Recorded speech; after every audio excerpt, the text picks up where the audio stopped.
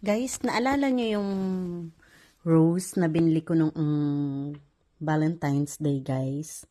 Ang ginawa ko, guys, yung pinutol kong tangkay. Ayan siya, guys, oh. Ayan. Ayan siya. At ito.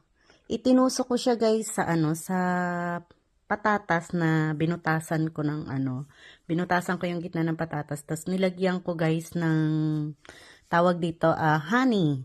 And then, tignan nyo, guys. Akala ko mabubuhay si Rose, pero hindi si Rose ang nabuhay. Kung hindi si Patatas ang nabuhay. Pero ito lang, guys, masasabi ko sa inyo, guys. Pag once na mamulaklak yung patatas, napakaganda, guys, ng bulaklak. Kasi ginawa ko na to last year, guys. Itinusok ko si Rose sa patatas na merong tawag dito, honey.